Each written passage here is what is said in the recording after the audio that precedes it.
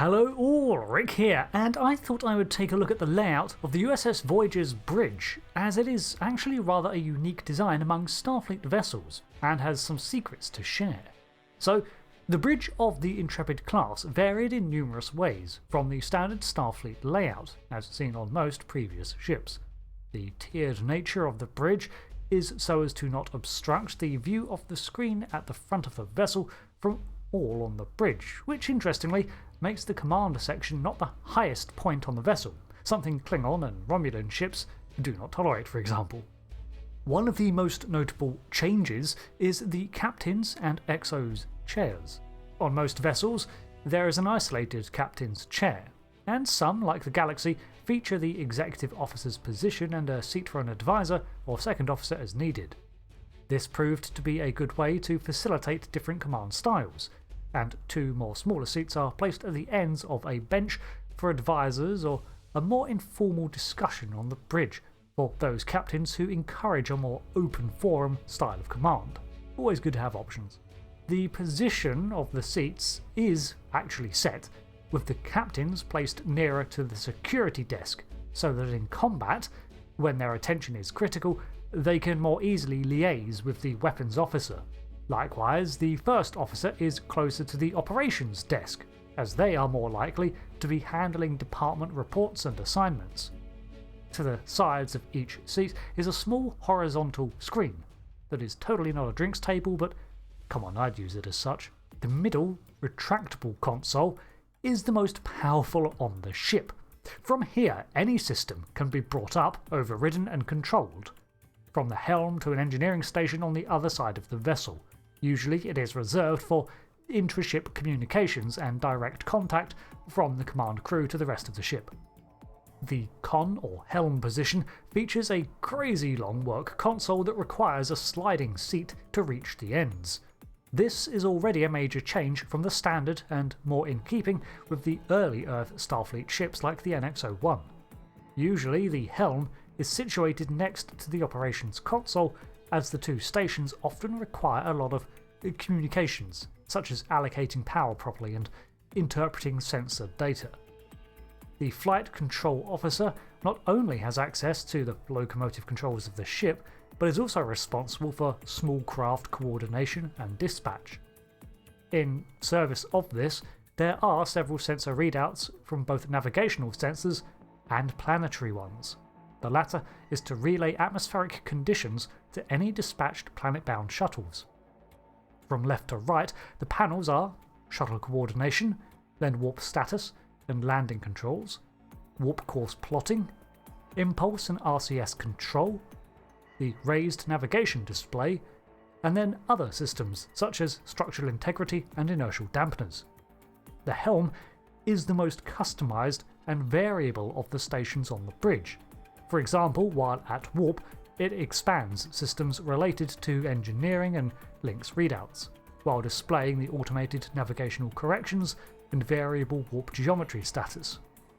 This variability is to aid the pilot, who would otherwise likely be overwhelmed with the amount of information to handle, and the Intrepid-class relies a lot on automated systems to act as a co-pilot. If the main computer fails, however, the helm can technically be completely manually operated, but it's a lot to handle. If you can fly an Intrepid without automated systems enabled, then you can probably fly anything. Moving on to the Ops Station.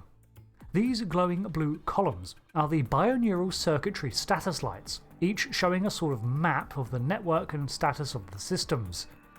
The large panel on the rear shows both current resource management and sensor data screens. The smaller window shows the main computer's resources usage, and the back panel is for the electroplasma distribution readouts. The front panel, from left to right, is the department status and requests console, where things like power and computing requests come from the crew's workstations. The smaller raised points are independent access points that have their own dedicated computing and power systems in case of main power failure. Then there is mission-specific and phaser power segments, resource and inventory access and demand, and then the main library input. The reason the Ops console was moved from the helm is simply down to the increased workload on the operator. Older ships' library access was usually at the science or one of the extra consoles, and the greater focus on interdepartmental communications made the station less involved with the helm than before. Oh, and they manage incoming hails. Moving around to the science station now, and we have what I would consider the first design flaw of the bridge. The science station, on a science-based vessel with extreme sensor capabilities, was pretty much superfluous. Throughout the ship there were dedicated labs and even the Enhanced Astrometrics department that had access to the ship's sensors. On top of this, the operations console had access to most external sensor systems, plus the navigational sensors were constantly supplying the helm with data. This means that the science station, which housed all the sensor readouts and library access, was basically mirrored by the operations console and only ever really active when there was a dedicated science mission in play, or the ops became overwhelmed. On the opposite side, we have the engineering station. This usually displays readouts and information on the maintenance roster, ongoing tasks, and of course systems diagnostics. However, when the chief engineer on duty logs in, all tasks that could be performed from engineering, besides physical maintenance, can be done from here. This is so that if the chief is needed on the bridge, it will not affect the department's workflow. The tactical station houses internal security and the ship's defences. The front table is generally for outward ship's functions like weapons targeting, shields, tractor beams, and so on. The rear panel is usually reserved for internal security, such as the manipulation of force fields, internal alarms, and security reports. It's more active during away missions, as it tracks away teams and tasks, as well as collating risk assessment. There's a small weapons locker underneath both the tactical desks and ops station. The small console on the railing is also a tactical station, but it seems to be dedicated to specific targeting systems for non-standard weaponry. The rear wall is full of mission-specific readouts and the Grand Master Systems display. Either side of the MSD by default are displays for more detailed ship status readouts, but can be replaced to work as extensions of any console on the bridge. When there is an active mission, these screens are usually kept free from anything not relevant to the tasks at hand. As for the doors, we have turbolift access, and on the other side is the access corridor which leads to 2 escape pods, a corridor to Jeffries tubes and the second turbolift, and presumably the toilet. There's also an airlock and a small diplomatic dining room, and the rest of the space seems to have been converted into storage, at least on the USS Voyager.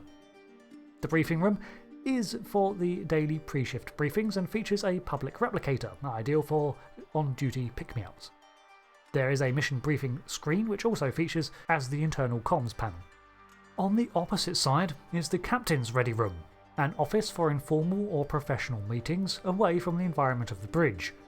The work desk here has access to the ship's library, external sensors, reports, and so on. It features a lounge area for the more informal meetings and a replicator should the captain need to whip something up while on duty. There's an extensive shelving for personalisation. The door here leads to the same corridor network as the one on the ops station and the back of the briefing room. So, that covers every station on the bridge of the Intrepid-class. A very different style than the usual. From the start, the dual chairs encourages a more open-like command style, but the individual consoles, particularly the helm and operations, ended up placing greater responsibility on the manning officers. This led to the near abandonment of the science station, considering most of its duties were offloaded to operations, navigation, and the numerous other labs throughout the ship like astrometrics or sickbay. Now, this could all simply be the result of Voyager's circumstance. Things like the smaller tactical display ended up seeing more use, while the science corner was neglected. After all, Voyager still conducted investigations and pit stops, but seldom decided to stay put for 3 weeks to survey a nebula. It's a personal favourite bridge design for me, and the last thing I always loved about it was that from the outside you can see the layout and where it fits thanks to the viewing windows. However, I would hate to be the operations officer on duty, as they seem to bear the brunt of a lot of work, so in short, Kim really should have been promoted. Thanks for watching this breakdown of the Intrepid-class bridge. I've been Rick, and until the next one, goodbye.